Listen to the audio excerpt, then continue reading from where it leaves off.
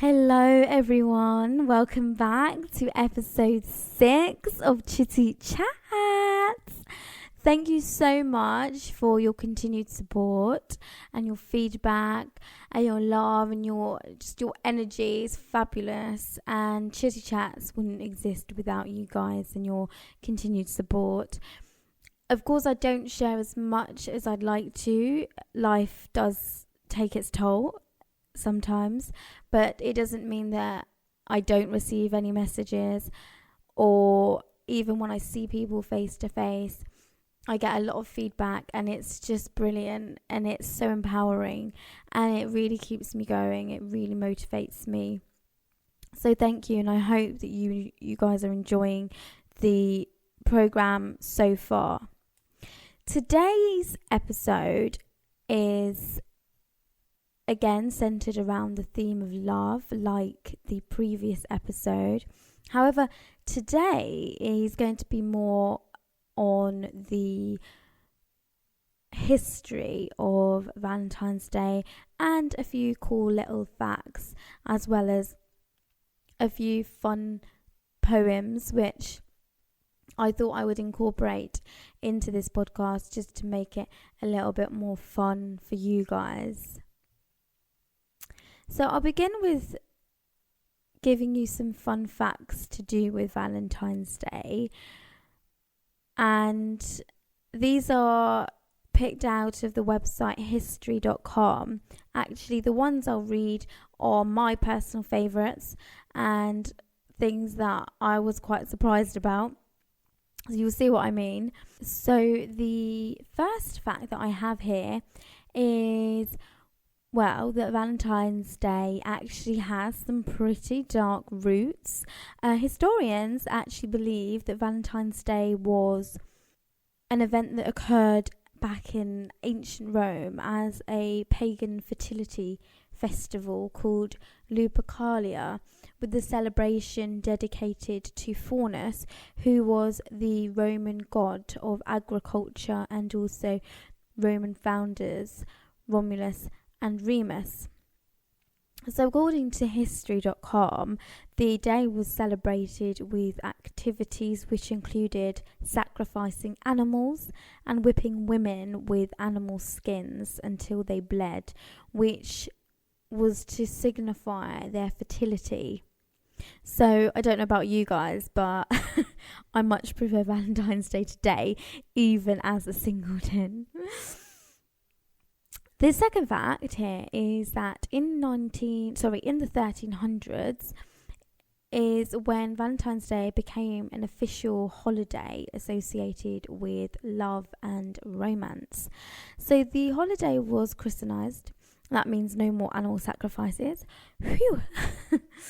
And when the Roman Pope Gelasius officially declared the date of February the 14th as being St. Valentine's Day, and this was the day that became associated with love because many people believed that birds started their mating season on this particular date. So that's quite beautiful.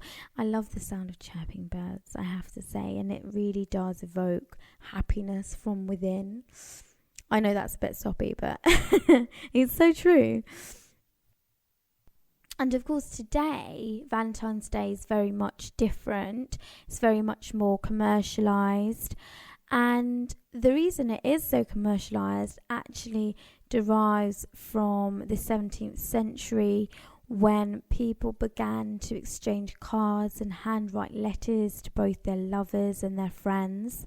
But specifically, it was in the 1840s that the first Valentine's Day cards were mass-produced within the US, which was sold by somebody called Esther A. Howland, who is known as the mother of the American Valentine.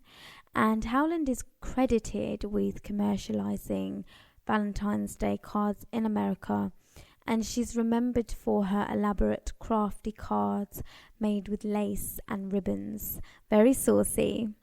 Today, when I say that it is commercialised, it is.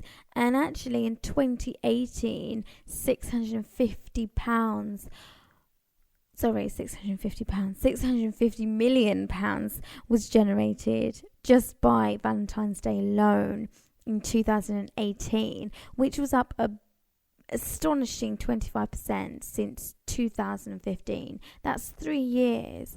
So a magnificent amount. As a final fact, the first ever heart-shaped box of chocolates was introduced in 1861. And it was created by Richard Cadbury, who is son of the Cadbury founder John Cadbury. And he started packaging chocolates in fancy boxes to increase sales. He introduced the first heart-shaped box of chocolates for Valentine's Day in 1861. And today, more than 36 million heart-shaped boxes of chocolates are sold each year, which is around 58 million pounds of chocolate. That is a lot of chocolate. Right, then we have now come to the end of this very swift episode. I hope that you have enjoyed it. It is a little bit different, a little bit fun, a little bit snazzy, but I thought it's quite cool to understand a little bit of history behind Valentine's Day, because sometimes, you might question, why are we even doing this? Why are we even celebrating this? So it's good to have a little bit of background knowledge. As a finisher, I have to read out my poems, obviously, but these ones I have just sort of picked them out off of the internet. And they are Roses Are Red poems, very short and sweet. Well, I say sweet, but they are a little bit cheeky actually. But I thought I'd just make this a little bit more fun. So, and not so sloppy. So here goes. This is the first one. Roses are red, pizza sauce is too. I ordered a large and none of it is for you. So that's the first one. My second one is roses are red, violets are blue. The economy is bad. I bought nothing for you. The third one is roses are red, violets are blue. Vodka is cheaper than dinner for two.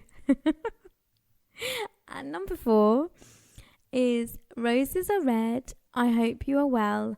The mitochondria is the powerhouse of the cell. I don't know what it was about that one. It was very different from the last, or the first 3. But I thought it was a cool, snazzy one in case any of you are teachers and would like to instill a little bit of fun into your lessons. That one I just kind of picked out. And I thought it would be quite useful if I was a student and my teacher brought me that would trigger something in an exam. I'd be probably singing that in my head. So yeah, anyway, you don't have to use them, but I just thought I'd make it a little bit fun. So I hope that this has given you something to think about and laugh about, essentially, and just lighten up your mood if you're having a little bit of a dodgy day. Anyway, I will leave it there, but thank you guys. As always, it's been a pleasure, and please stay tuned for the next episode of Chitty Chats.